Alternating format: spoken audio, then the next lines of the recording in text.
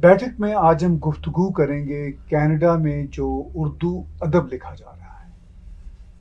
اب یہاں پر بھی بیٹھکیں ہوتی ہیں اور آج کی گلوبل ولیج والی اس دنیا میں ہم آپس میں بیٹھ کے نہ صرف ادب لکھ رہے ہیں بلکہ جو ادب دنیا بھر میں لکھا جا رہا ہے، بھلے سے وہ اردو کا ادب ہو یا انٹرنیشنل لٹریچر ہو، اس کو بھی ہم اپنی بیٹھک کی محفلوں میں ایک دوسرے کے ساتھ شیئر کرتے رہتے ہیں، محسوس کرتے رہتے ہیں اور اس ادب میں ایک دوسرے کے ساتھ ہم جی رہے ہوتے ہیں.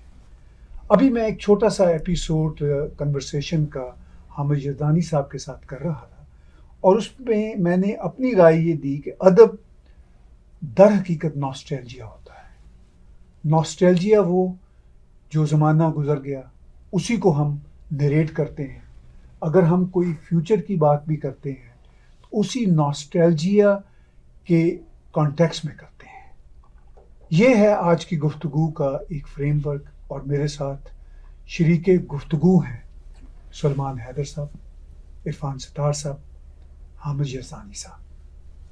اور آپ بخوبی جانتے ہیں کہ عرفان ستار صاحب اردو غزل کے ایک نامور توانا شاعر ہیں اور پوری دنیا میں جو لوگ ادب سے محبت کرنے والے، خاص طور پر اردو ادب سے محبت کرنے والے بستے ہیں، وہ عرفان ستار صاحب کی غزل سے آشنا ہیں اور ان کی غزلوں کے مجموعے ہندی میں بھی ٹرانسلیٹریٹ ہو چکے ہیں.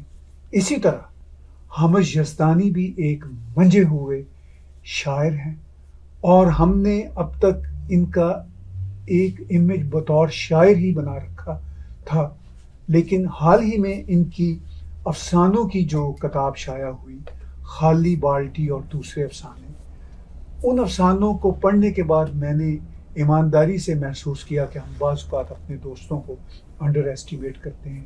یہ تو بہت توانا افسانہ نگار بھی ہیں، بہت عمدہ نظم گو شاعر اور شاعر غزل کے.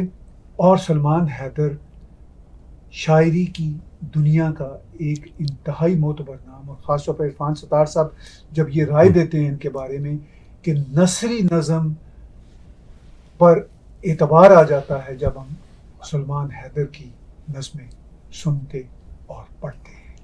میں آج کی گفتگو میں ان تینوں دوستوں سے کینیڈین کانٹیکس میں بھی کچھ چیزیں جاننا چاہوں گا اور یہ بھی جاننا چاہوں گا کہ اردو ادب نارتھ امریکہ میں کتنا ریلیونٹ ہم لکھنے والے لکھ رہے ہیں. میں بات چیت کا آغاز کرتا ہوں عرفان ستار صاحب سے. جناب جی عرفان بھائی، آپ کے ساتھ بیٹھک میں میں نے اور آپ نے کچھ گفتگو کچھ مہینے پہلے، بلکہ شاید 2-1 سال پہلے کی، خاصا وقفہ آ گیا، خاصا وقفہ آیا اور اس میں ہم نے بڑے انفارمل طریقے سے گفتگو کی. بالکل. آج میں آپ سے اس حوالے سے جاننا چاہتا ہوں کہ جو غزل آپ لکھ رہے ہیں، خاص طور پر جب سے آپ کینیڈا میں مقیم ہیں، تو آپ کو اس میں کینیڈین جو فلیور ہے وہ خود کتنا محسوس ہوتا ہے، یا اس کی کوئی ضرورت بھی ہے یا نہیں ضرورت؟ ان حوالوں سے اپنی رائے کا اظہار کیجیے. جی طاہر صاحب، ادب کا جہاں تک معاملہ ہے، میرا پوائنٹ آف ویو ہمیشہ سے بڑا کلیئر رہا ہے کہ میں ادب میں نہ مقصدیت کا قائل ہوں، نہ ادب میں کسی ایجنڈے پہ عمل کرنے کا قائل ہوں، نہ کوئی پری ڈیٹرمنٹ پاتھ اپنے لیے چن کے اس پہ چلنے کی کوشش کرنے کا قائل ہوں. میرے نزدیک ادب یا تو اچھا ہوتا ہے یا اچھا نہیں ہوتا. اچھا ادب جب ہم کہتے ہیں تو اس نے ریلیونٹ ہونا ہے، کیونکہ اگر وہ ریلیونٹ نہیں ہے تو وہ ویسے ہی اچھا ادب نہیں ہے. کیونکہ اچھا ادب اپنے معاشرے کا عکاس بھی ہوتا ہے، اپنے تخلیق کار کا ایکسپریشن بھی ہوتا ہے اور اپنے وقت کے ساتھ جڑا ہوا بھی ہوتا ہے. کینیڈا کی جب ہم بات کرتے ہیں تو ایک تو اب وہ جو ایک فاصلے تھے وہ اب ختم ہو چکے ہیں. آپ کینیڈا میں بیٹھ کے غزل کہیں تب بھی آپ اسی طرح کراچی، لاہور یا دلی سے جڑے ہوئے ہوتے ہیں. آپ نثر لکھ رہے ہیں تب بھی ایسا ہی ہوتا ہے. مسئلہ اس وقت ہوتا ہے کہ میں اگر کینیڈا میں رہتا ہوں تو یہ ضروری نہیں ہے کہ کینیڈا کے رنگ یا کینیڈا کی خوشبو میری شاعری میں جھلکے. کینیڈا کے تجربات اس میں آئیں گے. یہاں کی تنہائی آئے گی، یہاں کا اکیلاپن آئے گا، یہاں ایک بنیادی دھارے سے کٹنے کا غم آئے گا، اپنے معاشرے سے دور رہنے کا غم ہوگا، اور وہ ہمیشہ انڈر ٹونز ہوں گی، کیونکہ چیخنا چلانا تو شاعری کا وصف ویسے ہی نہیں ہوتا.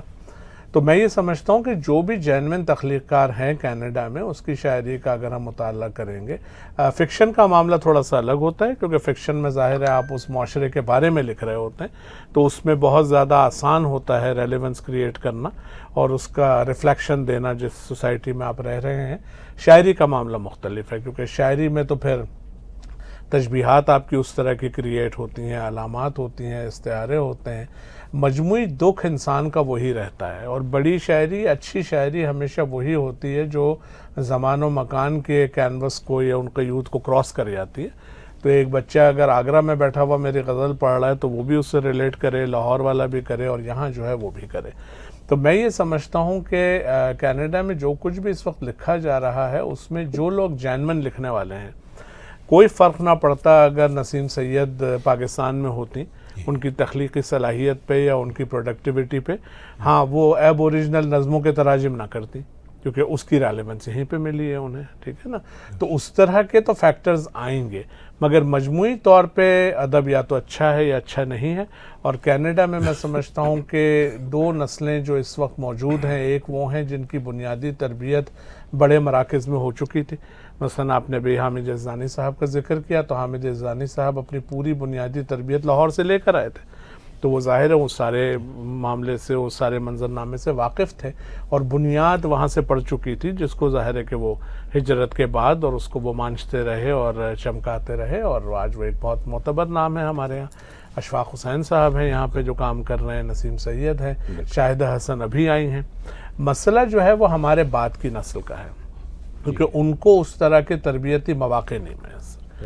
تو اس پہ گفتگو ضرور ہونی چاہیے، جو آگے کسی سوال میں ہم اس کو کور کریں گے، کہ جو لوگ ہمارے بعد لکھنا شروع ہوئے ہیں، جن کو وہ سہولتیں میسر نہیں ہیں جو ہمیں لاہور یا کراچی میں میسر تھیں، اس کے لیے کس طرح کا یہاں پہ منظرنامہ ترتیب دیا جائے کہ اس کو ہم آگے بڑھا سکیں، اس روشنی کو، اور یہ ایک جگہ جا کے ساکت نہ ہو جائے معاملہ. بڑی اہم باتیں کی عرفان صاحب آپ نے. حامد بھائی، آپ عرفان بھائی کی جو مدلل باتیں ہیں اور تخلیقی باتیں ہیں، ان کو کیسے دیکھتے ہیں اور کیسے بات چیت کو، گفتگو کو آگے لے کر جانا چاہیں گے؟ بہت بنیادی باتیں عرفان ستار صاحب نے کی اور میں سبھی سے متفق ہوں بالکل.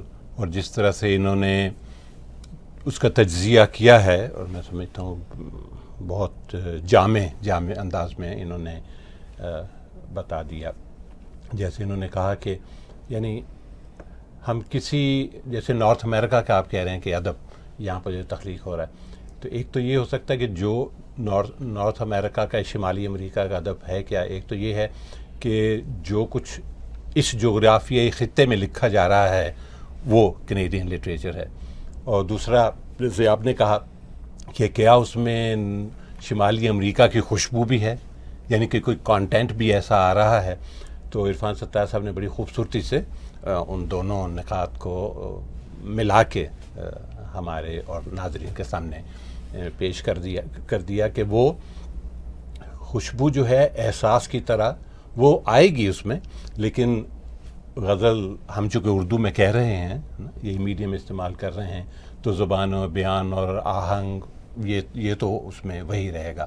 اگرچہ زبان تو چونکہ ہر کچھ وقت کے بعد کچھ نہ کچھ تبدیلیاں آتی ہیں، اس میں کچھ کروٹ لیتی ہے، اور وہ پاکستان اور بھارت میں بھی یقیناً اسی طرح سے تبدیل ہو رہی ہے. اور ایک بات میرے ذہن میں یہ آتی ہے، اور عرفان ستار بھائی کچھ میری شاید رہنمائی کر سکیں، کہ بعض احباب ہمارے ملک سے باہر رہنے والے، بعض الفاظ جو نئے ہیں جیسے ٹیکنالوجی سے متعلق بھی ہیں، تو ان کو ارادتاً یعنی اس میں لا کے تو کوشش کر رہے ہیں کہ اس کو غزل کو جدید بنایا جائے، کہ ای میل ہے، ٹیکسٹ کا لفظ آ جائے اس میں، ہے نا. اور ایسے کچھ ایسا قبل میری ملاقات ہوئی عطا اللہ قاسمی صاحب سے، تو وہ کچھ دوست کی غزلیں سنا رہے تھے کہ یہ ہوتی ہے جدید غزل، تو اس میں ای میل کا ذکر تھا اور ایسا ذکر تھا. تو وہ کچھ یعنی جیسے عرفان بھائی نے کہا کہ ہماری تربیت جس روایت میں ہوئی شاید میرا تعصب ہو کہ میں نے اس کو دل سے لگا رکھا ہے. تو بہرحال میں جاننا چاہوں گا کہ کیا ایسے جدید ہو جائے گا کہ ہم لفظ کمپیوٹر اس میں ڈال دیں اگر, تو اس سے اگرچہ نظم میں ہمارے پاس ہے نا یہ گنجائش ہے کہ ہم بعض الفاظ جو ہیں ان کو استعمال کر لیتے ہیں, تو غزل کا مزاج جو ہے وہ کہ اس کا متحمل ہو سکتا ہے یا نہیں میں نہیں جانتا. مجھے کچھ یعنی تھوڑا کچھ عجیب لگتا. اس سے پہلے کہ آپ سلمان کی طرف جائیں, ایک دو باتیں. ایک تو یہ بڑا اہم معاملہ ہے اور یہ بار بار ڈسکس کرنے کے باوجود ہم گھوم پھر کے وہیں پہ آتے ہیں, اور میں بارہا اس کی وضاحت کر چکا ہوں, ایک بار اور صحیح تاکہ وہ اس پروگرام میں ایک جگہ پہ کانٹینٹ جمع ہو جائے. دیکھیں غزل کا جہاں تک معاملہ ہے, شعر کا معاملہ ہے, شعر جدید جو ہے وہ اپنے الفاظ و معنی کی بنیاد پہ نہیں ہوتا, وہ احساس کی سطح پر ہوتا ہے, کیفیت کی سطح پر ہوتا ہے. اگر آپ ایک شعر سنتے ہیں اور آپ اس سے ریلیٹ کر لیتے ہیں, مثلا ہمارے دوست ہیں خواجہ رضی حیدر, ان کا شعر ہے کہ کیسا ہنگامہ برابر کے مقام ہے مقیم, کیسا ہنگامہ برابر کے مقام ہے مقیم, میں تو خوش شور میں رہتا ہوں مجھے کیا معلوم. یہ ایک جدید آدمی کا احساس ہے, ٹھیک ہے, جس سے ہم سب گزرتے ہیں, ٹھیک ہے نا. تو اگر وہ احساس کی سطح پہ جدید ہے تو پھر وہ جدید شاعری ہے. الفاظ کا جہاں تک سوال ہے, میرے نزدیک پابندی کوئی نہیں ہے اگر آپ کے پاس وہ سلیقہ ہے. مثلا میں آپ کو رئیس فروخ کا ایک شعر سناتا ہوں کہ ماتھے پہ جو زخموں کا دوراہا سا بنا ہے, یہ آدمی احساس کی سائیکل سے گرا ہے. اب انہوں نے ایک جواز پیدا کیا جس میں وہ لفظ کھپا ہے. آپ کو لگتا ہے کہ مزہ آیا یہ سن کے, ٹھیک ہے نا, لیکن بنیاد کیا تھی, انہوں نے یہ بتانا تھا کہ ماتھے پہ جو زخموں کا دوراہا سا بنا ہے. تو جہاں پہ نیچرل ہو, میرا جو آرگیومنٹ رہتا ہے وہ یہ کہ جب آپ کہتے ہیں کہ اردو کا دامن وسیع کرو, مجھے آپ ایک شاعر دکھا دیں عصری منظرنامے سے جو اردو لغت کے 5 یا 10% سے زیادہ الفاظ استعمال کرتا ہے. یہ اردو تو بہت بڑی وسیع زبان ہے, اس میں عربی سے بھی الفاظ آئے ہیں, اس میں فارسی سے بھی آئے ہیں, اس میں سنسکرت سے بھی آئے ہیں, آپ کے اردو کے اپنے علاقائی زبانوں سے آئے ہیں. تو اس کا تو دامن اتنا وسیع ہے, جو اقبال کو چھوٹا نہیں پڑا, جو فیض کو نہیں پڑا, جو ناصر کاظمی, منیر نیازی, جون ایلیا, احمد فراز, کوئی بھی نام آپ لے لیجئے, جب ان کے لیے وہ تنگ نہیں پڑا تو آپ کون سے کس زمانے کی شاعری تخلیق کر رہے ہیں کہ آپ کو کم پڑ رہا اس کا دامن. تو جہاں پہ وہ نیچرلی آپ کے پاس اس کا کوئی مترادف نہیں ہے اور وہ لفظ اس میں کھپ رہا ہے, اچھا لگ رہا ہے. بنیادی چیز شعر کو خوبصورت ہونا چاہیے. اگر وہ بھونڈا یا بھدا ہے تو وہ شاعری ہے ہی نہیں. وہ تو پہلے تو آپ یہ دیکھیں ہمارے ایک استاد کہا کرتے تھے کہ جب آپ شعر سنتے ہیں تو آپ کے ذہن میں ایک امیج ابھرتا ہے اور آپ کے کانوں میں ایک آواز گونجتی ہے. یہ دونوں چیزیں اگر خوبصورت نہیں ہیں تو وہ چیز جو آپ نے سنی وہ شعر ہونا کوالیفائی نہیں کر رہی. اس کے بعد اس کے کانٹینٹ پہ بات ہوگی, وہ سارے معاملات بعد میں ہوں گی. ہم تو جس قسم کی شاعری اس وقت پڑھ رہے ہیں وہ تو پڑھ کے آپ کہتے ہیں کہ یہ نہ کرو نا یہ والا کام, اس کی ضرورت ہی نہیں ہے آپ کو کرنے کی. ایک اور بات میں اس میں ضمناً کرنا چاہوں جس سے مزید وضاحت ہو, میں 5-6 نام لیتا ہوں آپ کے سامنے جو میری نظر میں اس وقت نارتھ امریکہ میں اردو ادب کی جان ہے. سرمد صاحبائی, عارف امام, احمد مشتاق, عشرت آفرین, یہاں پہ نسیم سید, اشفاق حسین, یہ وہ لوگ ہیں جو ہم سے پیچھے کی نسل کے, اور ہم سب اس پہ غالباً متفق ہوں گے کہ یہ بہت اہم اور بڑے نام ہیں. ان کی شاعری میں مجھے کہیں دکھا دیجئے کہ نارتھ امریکہ کا منظرنامہ کہیں آ رہا ہو. تو جب ان کی شاعری, آج بھی آپ کیا کہہ سکتے ہیں کہ احمد مشتاق نے پچھلے 10 سال میں جو شاعری تخلیق کی, یہ عارف امام نے کی ہے, سرمد صاحبائی نے کی ہے, عشرت آفرین نے وہ کسی طرح سے بھی کمتر درجے کی. تو جب وہ اتنی اعلیٰ شاعری تخلیق کر رہے ہیں, ہم نے تو اپنی انرجیز کو ان کاموں میں لگایا ہوا ہے جس سے شاعری کو فائدہ کوئی نہیں پہنچنا, ہمیں نقصان پہنچنا ہے. تو پہلے تو اس کو بالکل کلیئر کر لیں کہ جی زبان آپ کی بہت وسیع ہے, بڑی گنجائش ہے اس کے اندر, اور جہاں پہ لفظ آتا ہے جیسے حامد جزانی صاحب نے کہا کہ جی زبان کا یہ پروسیس آٹومیٹک ہے, میں یا آپ آج طے کر کے 6 لفظ نہیں گھسا سکتے اس میں. لفظ آئے گا, زبان نے قبول کرنا ہوگا تو بڑے لوگ اسے استعمال کرنے لگیں گے, اس کی سند آنا شروع ہو جائے گی. آپ کو معلوم ہوگا کہ یار آج بھی آپ داغ سے کیوں لیتے ہیں, یار داغ نے استعمال کیا ہے تو یہی صحیح طریقہ ہے. تو اگر فیض نے کوئی لفظ استعمال کیے ہیں یا فراز نے کیے ہیں یا منیر نے کیے ہیں, منیر نے جہاں جہاں ریل لکھا ہے اور سیٹی لکھا ہے اس کے علاوہ کچھ آ ہی نہیں سکتا وہاں پہ, ٹھیک ہے نا. تو آپ کہتے ہیں یار اس کے علاوہ کوئی ہو ہی نہیں سکتا تھا, یہ تو ہونا ہی یہ تھا کیونکہ وہ ایک خاص منظرنامہ تخلیق کیا ہے. لیکن اگر ایسا نہیں ہے تو پھر ضرورت بھی نہیں ہے اس بات کی. بہت اہم باتیں کی صاحب نے, حامد جزانی صاحب نے. سلمان حیدر صاحب, آپ کی جب کتاب حاشیے پر لکھی نظمیں ابھی حال ہی میں پچھلے برس جب شائع ہوتی ہے، اور جو باتیں دونوں دوست کر رہے ہیں وہ یہ کہہ رہے ہیں کہ نظم میں تو گنجائش ہے، اس کی حیت ایسی ہے کہ اس میں لفظوں کو سمیٹنے کے بھی بہت سارے انداز ہیں، اور منظرنامے کو پیش کرنے کے بھی بہت سارے انداز ہیں۔ غزل کا ایک اپنا روایتی سانچہ ہے اور بہت ہی خوبصورت ہے۔ اور عرفان ستار صاحب نے بڑی اچھی بات کی کہ اصل بات تو یہ ہے، اور حامد جدانی صاحب نے بھی یہ کہا کہ جو غزل یہاں پہ بیٹھے غزل گو شاعر لکھ رہے ہیں وہی کینیڈین غزل ہے، اس میں منظرنامے کا کینیڈین ہونا ضروری نہیں، اصل میں تو احساسات کا سبق ہے۔ تو آپ اپنی شاعری کے حوالے سے، اپنی نظموں کے حوالے سے جو دو دوستوں نے باتیں کی، اور جو آپ کی اپنی اس سارے میں وہ جو محسوسات کی ایک چین ہے، آپ کیسے ان باتوں کو آگے لے کر چلتے ہیں؟ دیکھیے میرے خیال میں جس طرح بہت حد تک حامد جدانی صاحب اور عرفان بھائی نے کافی حد تک جسے کہنا چاہیے معاملے کو جس رخ پر لے کے گئے ہیں، اس میں مجھے تھوڑا سا یہ لگتا ہے کہ غزل کے مقابلے میں نظم میں جب ہم کہتے ہیں کہ گنجائش زیادہ ہے، تو اس کی وجہ یہ ہے کہ نظم کی روایت اتنی پرانی نہیں ہے جتنی پرانی غزل کی روایت ہے۔ ہم یہ دیکھ رہے ہیں کہ نظم جو ہے شاید وہ گزشتہ 100 سال کی بات کر لیں ہم، اس سے پیچھے تو بہت زیادہ نہیں جاتی ہوئی ہمیں نظر آتی، کم سے کم آزاد نظم اور نثری نظم تو جاتی ہوئی نظر نہیں آتی۔ تو اس وجہ، اور پابند نظم اب شاید بہت کم لکھی جا رہی ہے اس کے مقابلے میں جتنی آزاد اور نثری نظم لکھی جا رہی ہے۔ تو وہ جو سانچہ نظم کا ہے وہ وقت کے ساتھ زیادہ تیزی سے تبدیل ہوا ہے، غزل کا سانچہ بہرحال اس طرح تبدیل نہیں ہوا، تجربات کیے گئے لیکن میجرلی چیزیں وہی چلی آ رہی ہیں جو پہلے سے چلی آ رہی ہیں۔ لہذا نظم میں ہمیں اتنا غیر معمولی طور پر لفظ اجنبی محسوس نہیں ہوتا جتنا غزل میں محسوس ہوتا ہے۔ غزل کے اندر بہرحال جو سب سے وہ چیز ہے، بہت جیسے کہنا چاہیے کمال کی غزلیں آج بھی لکھی جا رہی ہیں، اور میرا خیال ذاتی طور پہ یہ ہے کہ غزل لکھنا جو ہے وہ نظم لکھنے سے زیادہ مشکل ہے۔ اتنا کہا جا چکا ہے، اتنے مضمون کہے جا چکے ہیں، اتنے انداز میں کہے جا چکے ہیں کہ اس میں نئے کی گنجائش پیدا کرنا کوئی آسان کام نہیں۔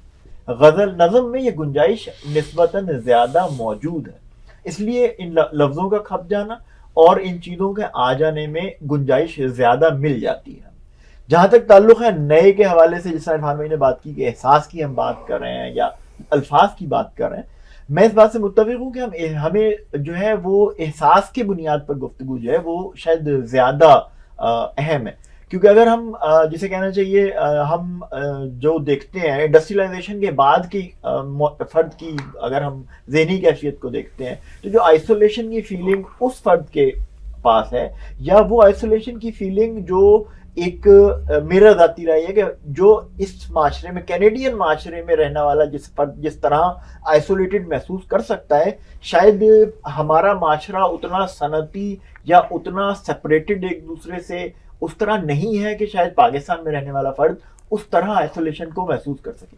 ہمارا ایک دوست جو ہے وہ بہت مزے کی گفتگو کیا کرتا، اگرچہ وہ ایک تنزیہ اس کے پیرائے میں تھی، لیکن وہ کہتا تھا کہ آپ صبح جو ہے وہ ایک گھر میں جہاں 10 آدمی رہ رہے ہوتے ہیں وہاں سے اٹھتے ہیں اور آپ جا کے پائے کی دکان پہ بیٹھ کے 20 آدمیوں کے ساتھ پائے کھاتے ہیں، اس کے بعد نظم کہتے ہیں تنہائی کے بارے میں۔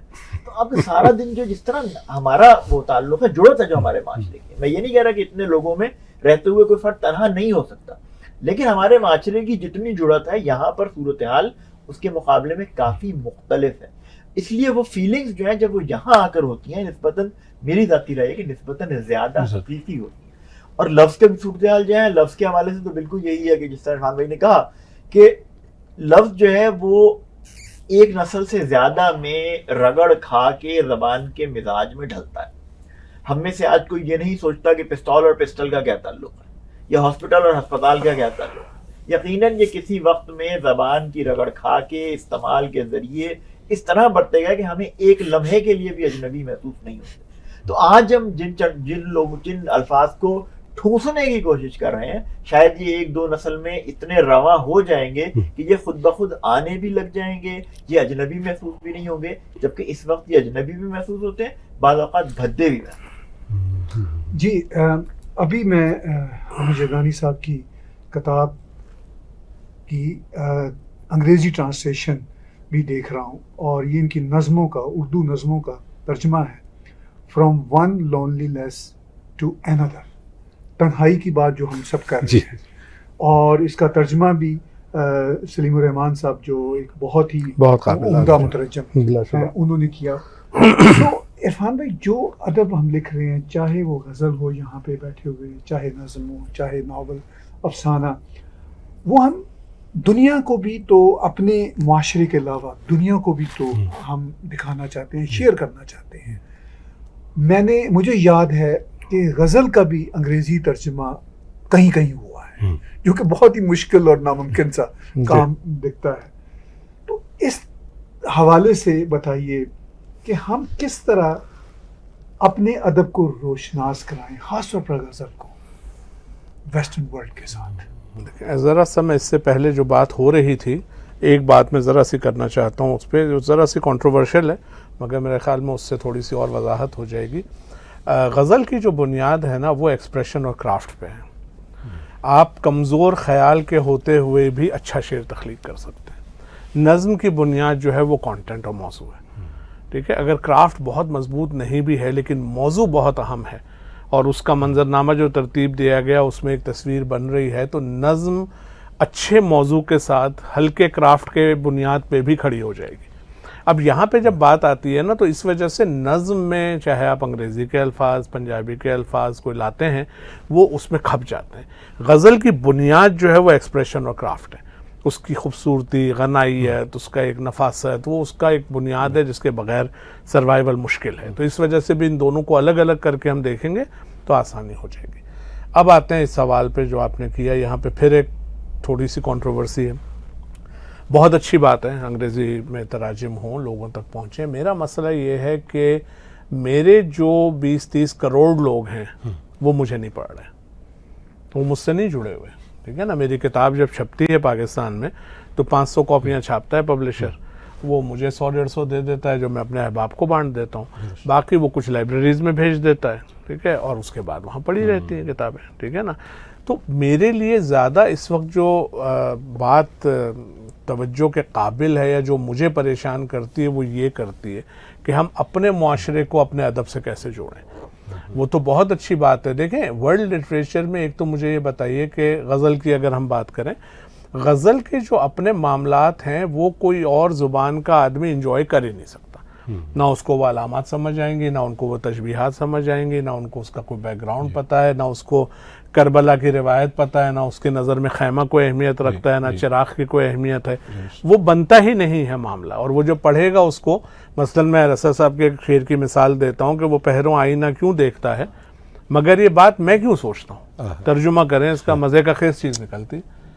ٹھیک ہے نا، کہ کیا بتائیں گے آپ اس میں کہ جی شاعر کہہ رہا ہے کہ میں پہروں آئینہ کیوں دیکھتا ہوں، اس بات میں پریشان ہوں. وہ محبوب کیوں دیکھتا ہے مگر یہ میں کیوں سوچ رہا ہوں، کیا نکلا اس میں. لیکن وہاں پہ جب وہ شعر بنتا ہے تو وہ ایسی کیفیت ہوتی ہے کہ آپ اس پہ ساری رات واہ واہ کرتے رہیں. میرے خیال میں یہاں پہ بھی اردو فکشن کو یقیناً انٹرنیشنل لینگویجز میں ٹرانسلیٹ ہونا چاہیے، کیونکہ ہمارے پاس بہت اعلیٰ پائے کا فکشن لکھا گیا. اردو نظم کو ضرور ہونا چاہیے، کیونکہ نظم کو بہرحال آپ کمیونیکیٹ کر لیتے ہیں. ٹھیک ہے، کیونکہ اس کے اندر وہ معاملات نہیں ہیں جو غزل کے ہیں، تو وہ تو ہونے چاہیے. مگر بحیثیت تخلیق کاروں کے ہمیں زیادہ فکر اس بات کی ہونی چاہیے کہ ہمارے لوگ نہیں جڑتے ہمارے کام سے. تو ہم اپنا ایک ذیلی معاشرہ ہے ہمارا، جس کے اندر 2-5 ہزار لوگ ہیں. آپس میں ہی ہم اپنی حیثیتیں متعین کرتے ہیں. آپس میں ہی ہم کہتے ہیں جی حامد یزدانی صاحب صحت کے سب سے بڑے شاعر ہیں. کتنے شاعروں میں؟ جی ان 50 شاعروں میں. ان 50 شاعروں کو پڑھتا کون ہے؟ یہ 1000 لوگ پڑھتے ہیں. ٹھیک ہے، یہ ہولناک صورتحال ہے. ٹھیک ہے، جس کے اندر اگر آپ کے پاس پاکستان کی آبادی لیں، انڈیا میں اردو سمجھنے والے لوگ لیں، بنگلہ دیش میں بھی بیٹھے ہوئے ہیں، یہ لوگ کہاں ہیں؟ ہماری کتاب تو نہیں پڑھ رہا کوئی بھی. ٹھیک ہے نا. تو یہ ضروری ہے کہ انگریزی میں جس کو مواقع ملیں آپ ضرور کیجئے، تراجم کیجئے، لوگوں تک پہنچائیں، کانٹینٹ جائے گا. مگر آپ کو ضرورت نہیں ہے، آپ کے پاس اپنا اتنا بڑا ایک پاپولیشن کا ایک انبار ہے کہ ان تک آپ کسی طرح کمیونیکیٹ کر سکیں. ان لوگوں میں دیکھیں، ہمارے بچپن میں اسکول سے انٹرسٹ کریٹ ہو جاتا تھا.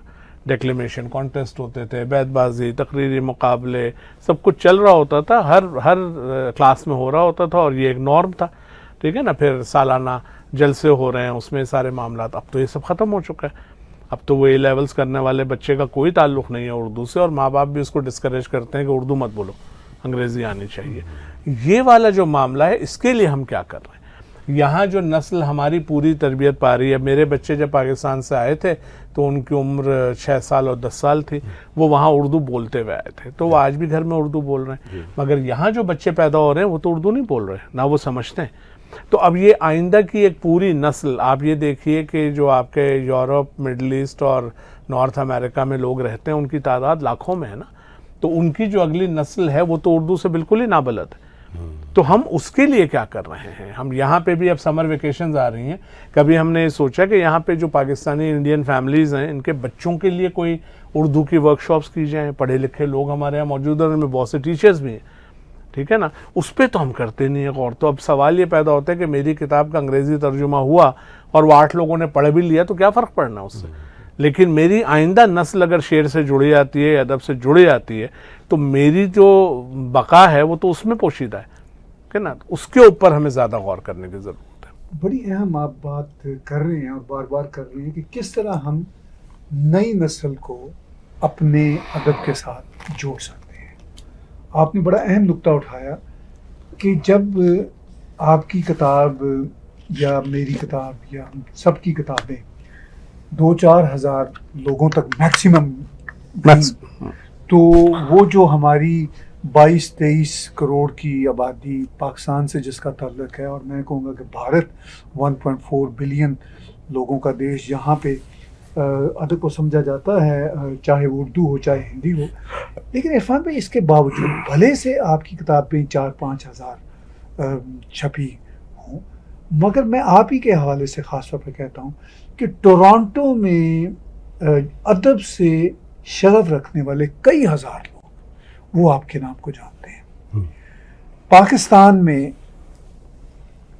یونیورسٹیوں کے بچے بچیاں جو براہ راست ادب کے طالب علم بھی شاید نہ ہوں، مگر وہ یونیورسٹیوں کے طالب علم ہیں، وہ بھی آپ کے نام سے آشنا ہے. میں بھارت جاتا ہوں تو ہر جگہ پہ آپ کے نام کا چرچا ہوتا ہے. تو کیا آپ کتابوں کے علاوہ بھی لوگوں تک پہنچ رہے ہیں؟ کچھ آپ کا یوٹیوب پہ کلام موجود ہے؟ نام پہنچ رہا ہے طاہر صاحب. اچھا، جو ہے نام پہنچتا ہے. دیکھیں لوگ جو ہے نا، وہ اب میں کہیں جاتا ہوں، ہاں جی وہ یوٹیوب پہ آپ کا ویڈیو دیکھا تھا، اس سے وہ میرا قاری نہیں بن گیا، ٹھیک ہے نا. ہمارے پاس مسئلہ یہ ہے کہ جی سنجیدہ پڑھنے والے، آج کل چونکہ سوشل میڈیا کا زمانہ ہے تو اب وہ 10-15 ہزار مجھے فیس بک پہ فالو کرتے ہوں گے، ان کو نام پتہ ہے، انہوں نے 2-4 غزلیں بھی پڑھ لی ہوں گی. یوٹیوب پہ کبھی سرچ کرتے ہوئے میں آ گیا، انہوں نے 1-8 غزل سن لی. سنجیدہ قاری تو یہ نہیں ہوتا تھا نا. سنجیدہ قاری تو وہ ہوتا تھا جو بار بار جا کے دکان پہ ہر ہفتے پوچھتا تھا کہ یار فراز صاحب کو کوئی نیا مجموعہ آیا، ٹھیک ہے، یا پروین شاکر کی کتاب. یہ ہوتا تھا. انہوں نے دیکھا ہوگا فورٹریس اسٹیڈیم میں نے وہ منظر بھی دیکھا ہے کہ لوگ قطار لگا کے کھڑے ہیں کہ جی وہ محسن نقوی صاحب کی نئی کتاب آنے والی ہے، تو ابھی وہ پبلشر سے آنے والی ہے، تو یہ لوگ کھڑے ہوئے انتظار میں کہ جی کتاب آئے گی تو ہم نے کاپی خرید لی ہے. یہ ہوتا تھا قاری. تو نام تو پہنچ رہا ہے، سنجیدہ قرت جو ہے نا ادب کی وہ نہیں رہی. اور وہ جو آدمی ہوتا تھا جو آپ کو آج بھی میں مشاعرے میں جاتا ہوں، میں اس وقت دیکھتا ہوں کہ لوگ یوٹیوب پہ نام ڈال کے سرچ کر رہے ہوتے ہیں، ہاں یار یہ ہے یوٹیوب پہ ہے، ٹھیک ہے، اچھا سن لو اس کو. یہ تو کوئی بات ہی نہیں ہوئی نا. تو اگر آپ نے میری 30-35 سال کی جو بھی تخلیقی سفر ہے اس میں سے میری 2 غزلیں سن لی ہیں یوٹیوب پہ، تو آپ میرے قاری تو نہ ہوئے. تو وہ جو آپ کہہ رہے ہیں نام سے واقفیت ہے، کام کے ساتھ جو ایک جڑنا ہوتا تھا جو ہم کیا کرتے تھے نوجوانی میں. ٹھیک ہے کہ ایک سلیم کوثر کا مجھے یاد ہے اس زمانے میں، جو کہ ہم جب نوجوان تھے تو جمال احسانی، عبید اللہ علیم، سلیم کوثر، یہ لوگ ہوتے تھے جن کو ہم پڑھتے تھے. تو وہ مجموعہ بغل میں لیے گھوم رہے ہوتے تھے، جہاں بیٹھے ہوا یار سلیم کوثر کی شاعری سنو یار. یہ والا جو معاملہ ہوتا تھا نا، اصل چیز یہ تھی کہ جس سے شعر سفر کرتا تھا. آج مجھے یہ بتا دیجئے، میں آپ کو آج چیلنج دیتا ہوں، یہ جو ہزاروں لوگ ہیں ان میں سے کوئی آدمی ایٹ رینڈم میرا ایک شعر سناتا ہے؟ نہیں سنا سکے گا. شاعر ہوگا تو ظاہر ہے وہ آپس کے دوستوں میں ہوتا ہے، شعر نہیں سفر کرتا جس طرح کیا کرتا تھا. اس کا یہ مطلب نہیں کہ شعر نہیں ہے، ٹھیک ہے. یہ مجموعہ ابھی ہم یزدانی صاحب کا دیکھیں گے تو 10 کم از کم بہت اچھے شعر نکل آئیں گے اس میں سے. ان میں سے ایک ایسا ہونا چاہیے جو سفر کرے. آج شعر سفر نہیں کرتا. آج بھی آج سے 40-50 سال پہلے کے جو شاعر تھے ان کا شعر آج تک چل رہا ہے. ہمارا شعر آگے نہیں جا رہا. ہم آپس میں ایک دوسرے کو سناتے ہیں اور وہیں بات ختم ہو جاتی ہے.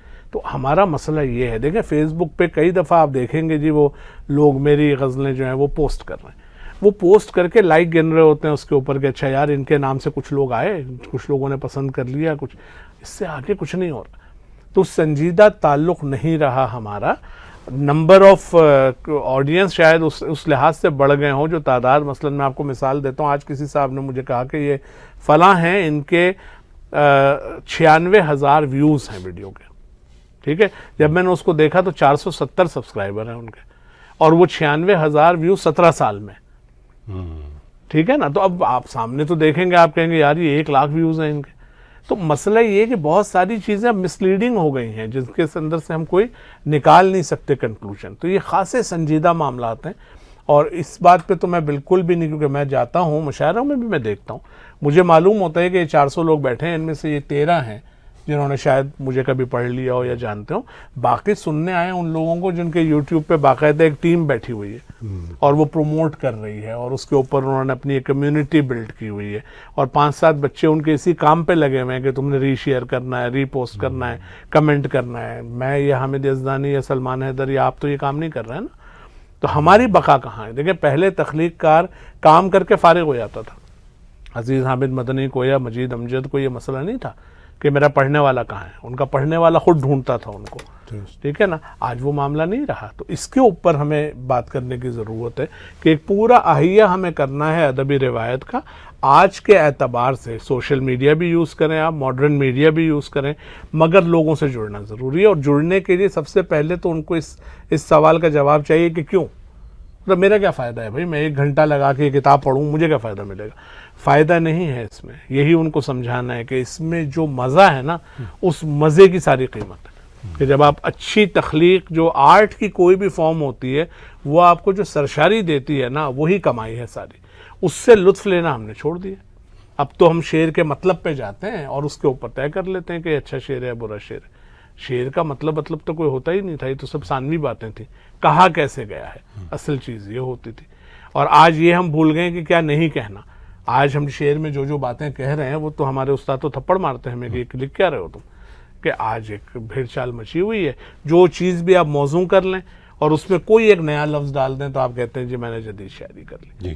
ٹھیک ہے. اب مسئلہ یہ ہے کہ یہ گفتگو میں آپ بیٹھتے رہے ہیں، پہلے بھی ہم کرتے رہے یہ باتیں. باقی میں جب بھی کوئی انٹرویو آتا ہے میں کوشش کرتا ہوں کچھ نہ کچھ، میں گفتگو نہیں سنتا کہیں بھی اس طرح کی کہ کسی کو کوئی پریشانی ہے اس معاملے. ٹھیک ہے. اپنی کتاب پروموٹ کرنی ہے، اگلے مشاعرے کی بات کرنی ہے، کرٹیسائز کرنا ہے ان لوگوں پہ جن کے آپ پاؤں کی جوتی کے برابر بھی نہیں ہے. آپ خود کیا کر رہے ہیں یار؟ ٹھیک ہے نا. تو وہ کنٹریبیوشن ہم میں سے کوئی کرنے کو تیار نہیں ہے. بڑی اہم باتیں کی عرفان ستار صاحب نے حامد بھائی، اور خاص طور پر وہ بات کہ کس طرح قاری خود سے آئے اور ہمیں دریافت کرے، لکھنے والوں کو دریافت کرے، اور اس کے ساتھ ساتھ جو ریلیونسی اگلی نسل میں بنانی ہے وہ صرف کینیڈا میں ہی مجھے مشکل نہیں دکھتی. اب ہم انٹرنیٹ کے زمانے میں جی رہے ہیں، ہمیں وہ دقت بھارت اور پاکستان میں بھی نظر آتی ہے. ان دونوں جو چیلنجز ہیں ان کو کیسے آپ دیکھتے ہیں؟ دونوں بہت بڑے اہم سوال ہیں جو آپ نے اٹھائے عرفان ستار. اس کا کوئی فوری حل یا جواب ہے نہیں بالکل سامنے. کوئی کوئک فکس ہوتا نا جیسے کہ ہم کہیں کہ وہ کرنا، بالکل نہیں ہے. ایک شاید پروسیس کی طرح ہی ہمیں دیکھنا پڑے. جیسے آپ کے پاس اب یہ آپ میڈیا میں کام کر رہے ہیں تو ایک سنجیدہ کوشش ہے، آپ ایک ڈائلاگ اوپن کر رہے ہیں. اس طرح ہو سکتا ہے یہ بات اسی طرح سے آگے بڑھے اور پھر کچھ اور بھی، یعنی ہم سفر ملتے گئے اور کارواں بنتا گیا تو شاید بنتی سنجیدہ کچھ. تو میں سمجھتا ہوں کہ یہ بیٹھک بہت اچھا نقطۂ آغاز ہے. اور میں روایتی انداز میں کہوں تو میں اسے بہت بابرکت سمجھتا ہوں کہ آج عرفان ستار صاحب یہاں موجود ہیں اور جیسی فکر انگیز گفتگو ہوئی ہے، جیسے انہوں نے فرمایا سننے کو نہیں ملتی.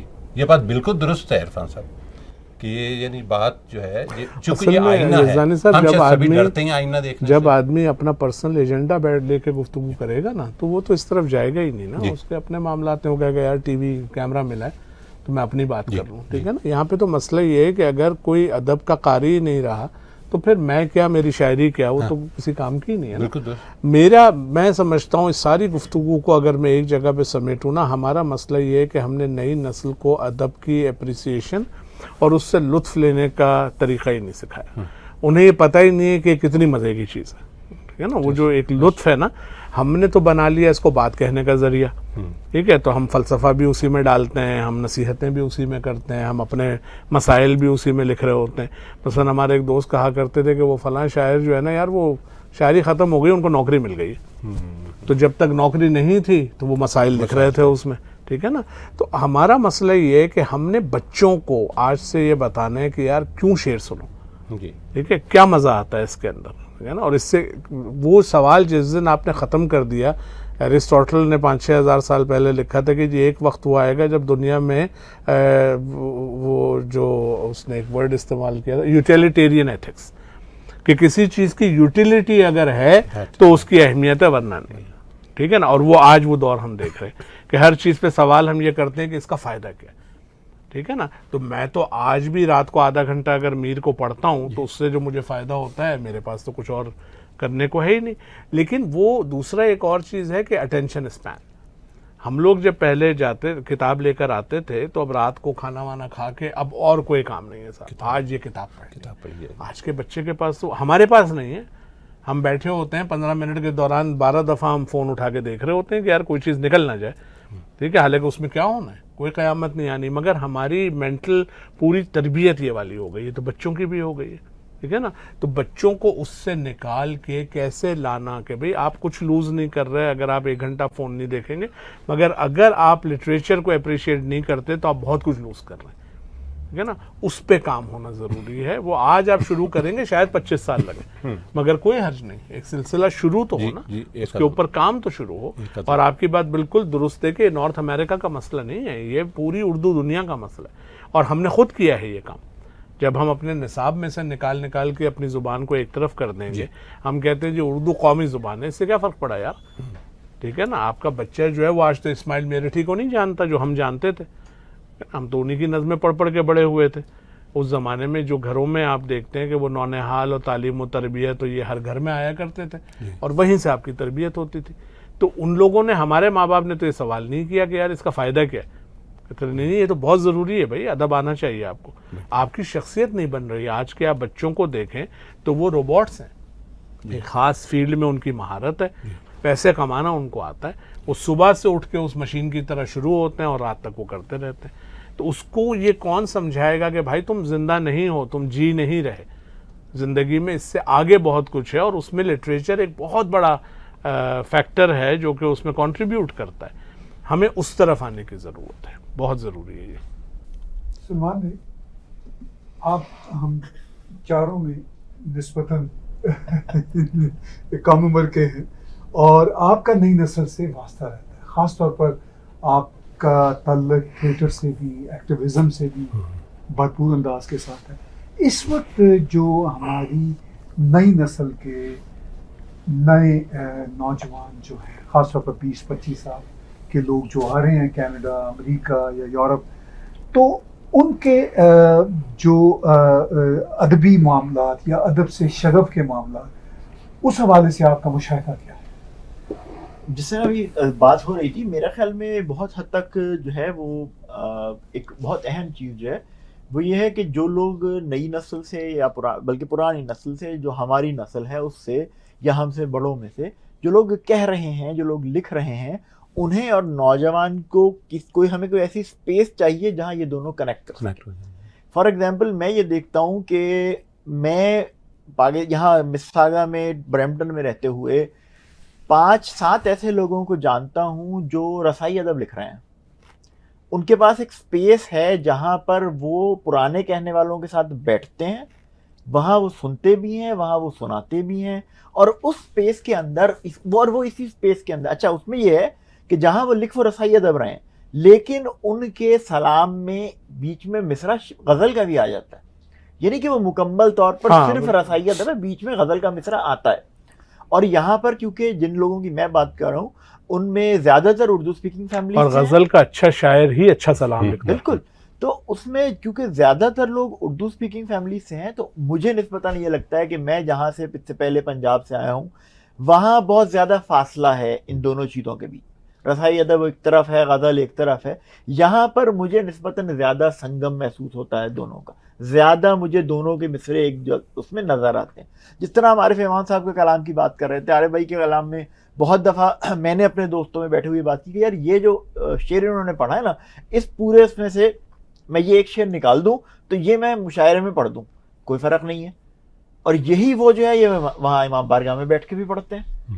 سو اس اسپیس کی طرح لازمن نہیں کہ یہی اسپیس رہے، اس اسپیس کی طرح ہمیں ایسی کلچرل اسپیس بنانے کی ضرورت ہے جہاں پر نوجوان اور اب جو کہنے والے ہیں وہ اکٹھے ہوں.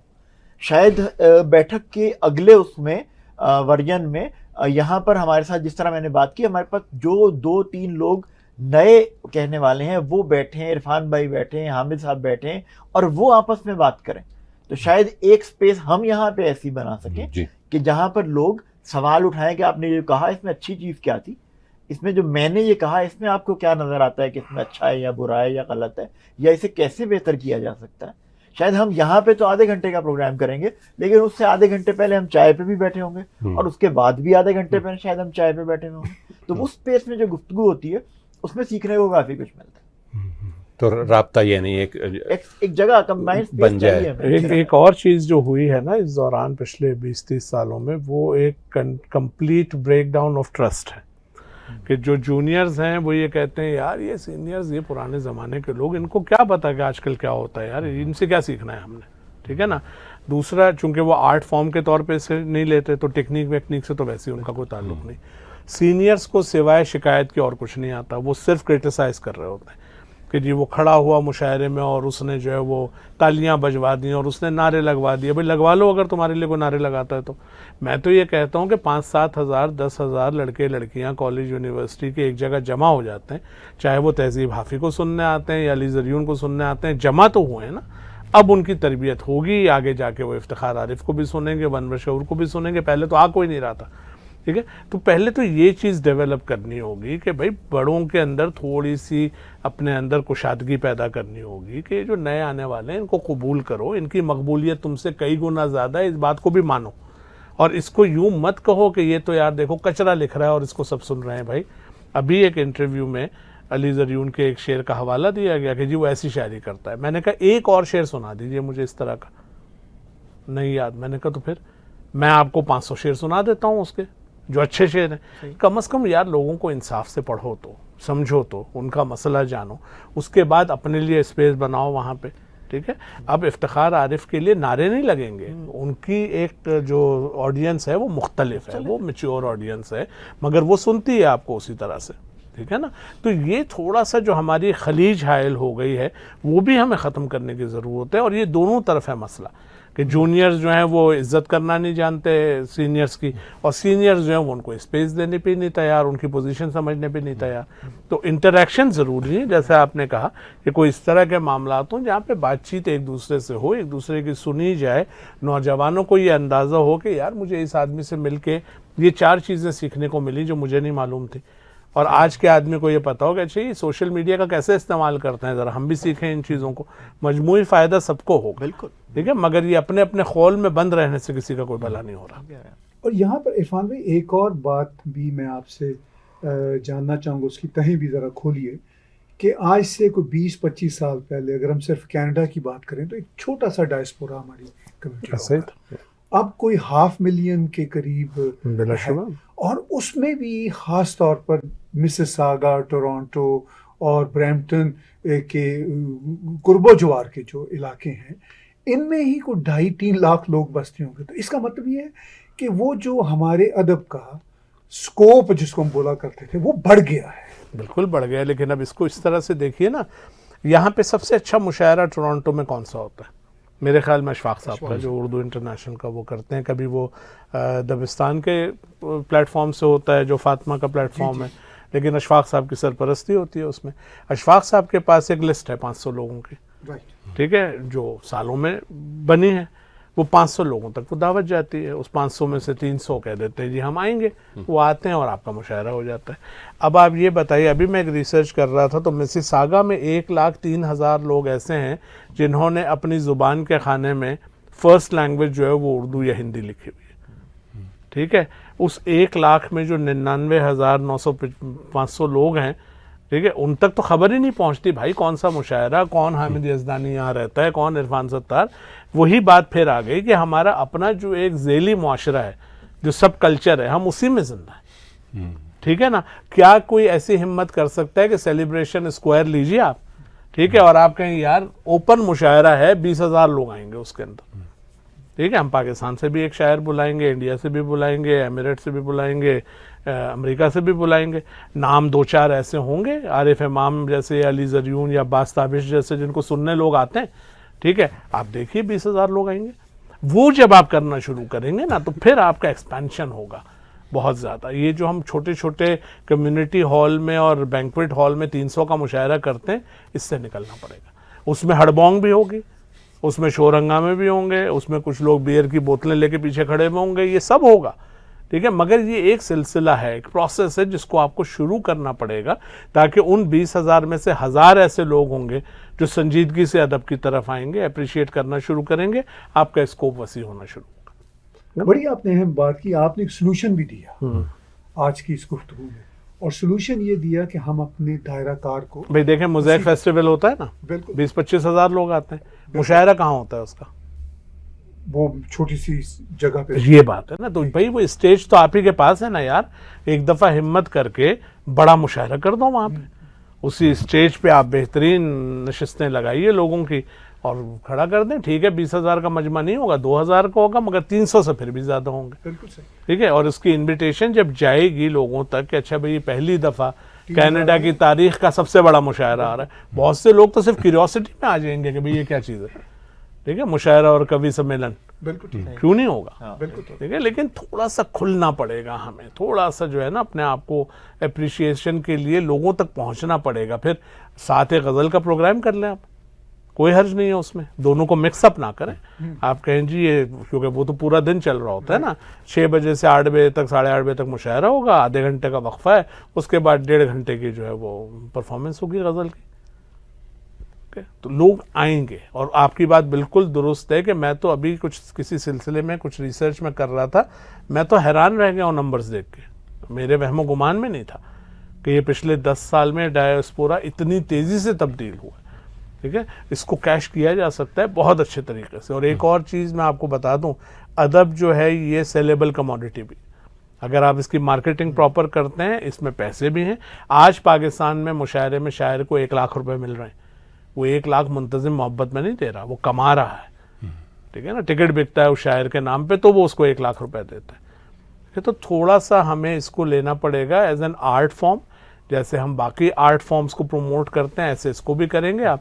شاعر کو بھی نصف پیغمبری سے نکلنا پڑے گا کہ بھائی یہ کریٹو آرٹ میں ہو، تم جو بناتے ہو وہ لوگوں تک جانا چاہیے، تو اس سے نکلیں گے تو چیزیں بہتر ہونا شروع ہو جائیں گی۔ پھر آپ کے بچے بھی حیران ہوں گے جب ماں باپ لے کر آئیں گے، ان کو کہے گا یہ کیا ہے، تو وہ بتائے گا ان کو کہ یہ پوئٹری ہے اردو میں، ٹھیک ہے نا۔ پھر اردو میں آپ مجھے دکھا دیجئے، آپ کے یہاں بیٹھے ہوئے لوگ ہیں، آپ کوئی ایسی ایپ اردو کی جو میں اپنے بچے کو کہوں کہ یار یہ ڈاؤن لوڈ کر لو اور یہ تمہیں سکھائے گی سارا کچھ، ٹرانسلیشنز ہیں، ٹرانسلیٹرز موجود ہیں، ٹھیک ہے نا۔ اس طرح کی ایپ نہیں ہے جو بگنر لیول سے بچے کو ساتھ لے کے چلے، بچہ کتاب سے نہیں سیکھے گا، بچے کو آپ کو ایپ دینی پڑے گی، اس سے سیکھے گا۔ تو یہ پورا ایک پروسیس ہے، ابتدا کریں اس کی، وقت لگے گا مگر چیزیں بہتر ہوں گی۔ بہت شکریہ عرفان بھائی، آپ نے بہت اچھے سلوشنز بھی دیے۔ اب ہم گفتگو آج کی جو ہے اس کو وائنڈ اپ کرتے ہیں، اور آخر میں آپ سب احباب کی جو فائنل رائے ہے آج کی گفتگو کے حوالے سے وہ بھی لیتے ہیں۔ حامد یزدانی صاحب، بہت ساری اہم باتیں آپ سب دوست کر رہے ہیں، آپ ایک سرکاری ادارے کے ساتھ بھی وابستہ ہیں، سوشل ویلفیئر کا کام کرتے ہیں، تو جو نمبر ہمارے ساؤتھ ایشینز کے بڑھ رہے ہیں، جو greater Toronto area, greater Hamilton area میں اگر ہم Hindi speaking, Punjabi speaking, Urdu speaking کے نمبر ان آفیشیل دیکھیں تو وہ کوئی آلموسٹ اوور 2 ملین ہے، اتنا بڑا نمبر ہے، ٹھیک ہے.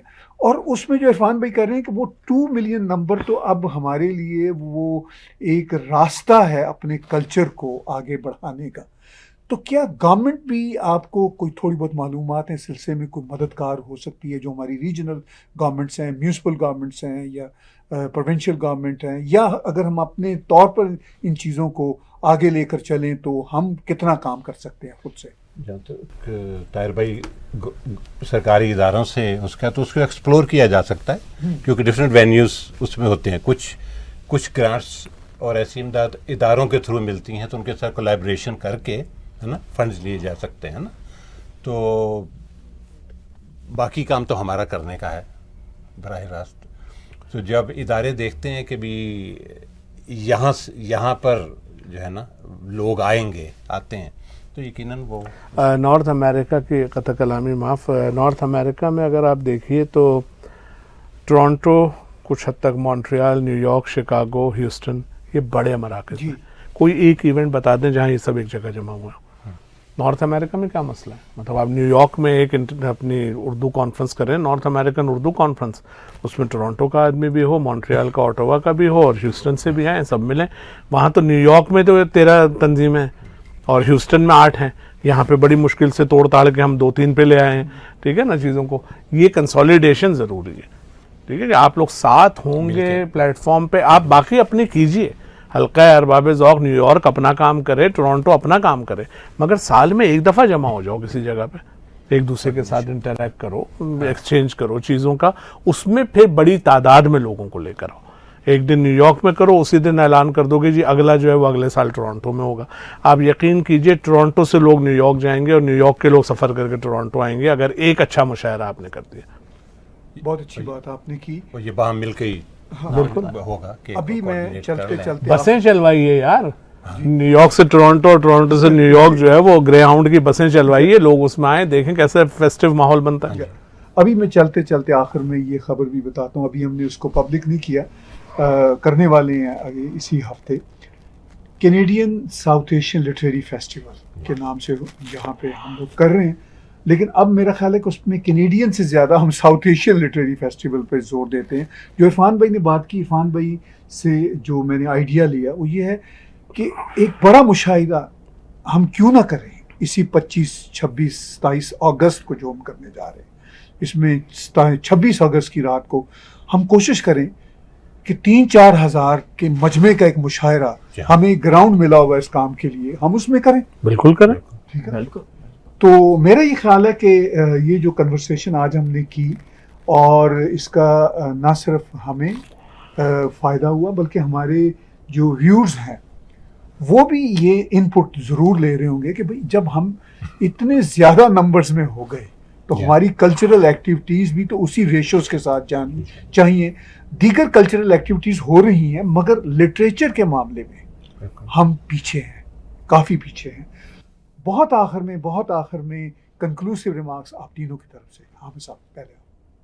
میں سمجھتا ہوں آج کی گفتگو انتہائی مفید رہی. ہم نے جو گفتگو کی اس میں ہم نے یعنی ماضی, حال اور مستقبل تینوں کو ایک جگہ دیکھا. آپ نے نوسٹیلجیا سے بات شروع کی تھی, دیکھیں ہمیں یعنی مستقبل کی منصوبہ بندی بھی اس سے نکل آئی. بس میں ایک شکریہ کے طور پر یہ 2 جملے کہنا چاہ رہا ہوں, چونکہ آپ نے وہ کتاب دکھائی ہے انگریزی والی. یہ ایک تحفہ ہے میرے لیے. ہم ابھی رستے میں ہیں, خالی بالٹی, یہ میری محنت اور منصوبے سے. وہ جو ہے وہ ہمارے بزرگ جو سلیم الرحمان سا سویرا کے ایڈیٹر ہیں, انہیں میری کتب ہمارے آپ کے مشترکہ دوست زاہد حسن صاحب نے پہنچائیں, تو انہوں نے ان سے ایڈریس لیا اور اس میں نظمیں منتخب خود کی, اور مجھے اس میں ایک ماں کے لیے نظم ہے, امی جان کے جو انتظار, تو ترجمہ کر کے بھیجیے. آپ کو یہ ترجمہ کیسا لگا؟ میں حیران رہا, چونکہ ہم تو بچپن سے پڑھ رہے ہیں. میں نے کہا یہ تو جیسے لکھا, میں نے کہا بڑا آنر ہے میرے لیے کہ آپ نے ترجمہ کیا. بولے کہ میں نے کچھ نظمیں ٹرانسلیٹ کی, مجھے لگتا ہے انگریزی میں اچھی لگیں گی اگر میں کر دوں. میں نے کہا نیکی اور پوچھ آپ ضرور اس میں کی. تو انہوں نے کی, اور بعد میں مجھ سے اتنا کہا کہ اپنی چند کتابوں کے بعد کی بھی بھیج دیں, میں دیکھنا چاہتا ہوں. ایک تو کہ کیا شاعری میں مختلف کچھ تبدیلی آئی, دوسرا یہ کہ میں دیکھوں گا ٹرانسلیٹ ہو. انہوں نے اتنی بد لحاظی سے یہ سلیکشن کی ہے کہ میں نے عرفان بھائی سر میں نے ان کو اپنی کوشنس میں جو بعد میرے دل میں تھا کہ یہ کر دیں، تو انہوں نے کہا نہیں یہ میں نہیں کرتا، میں نے یہ نہیں کرنی، اور اس کی وجہ انہوں نے یہ بتائی کہ یہ انگریزی میں اچھی نہیں لگیں گی. جیسے آپ نے فرمایا کہ ایک ٹریڈیشن ہے وہ لوز کر دیتا ہے نا خوبصورتی، تو انہوں نے کہا یہ خوبصورتی ان طرح کی جو استعمال ہوئی ہیں یہاں تو بہت اچھی لگ رہی ہیں، انگریزی میں یہ کنوے نہیں ہوگی جب اس کو ہم توڑ دیں گے، ہے نا، تو یہ اچھی لگتی ہیں، تو وہ جو ہے نا وہ کام مجھے کرنے دیں، میں خود سلیکشن اس کی.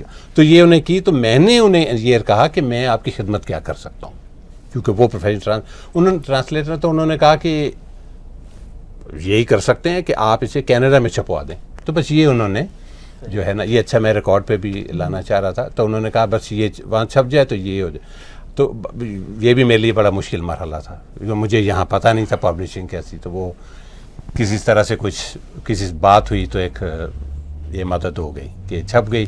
میں نے ان کو بھیج دی، میں نے کہا جی یہ یہاں سے چھپ گئی، چونکہ اب یہاں تو کتاب چھپوانے ایک علیحدہ سے کوئی مسئلہ ہے جس سے میں آگاہ نہیں تھا.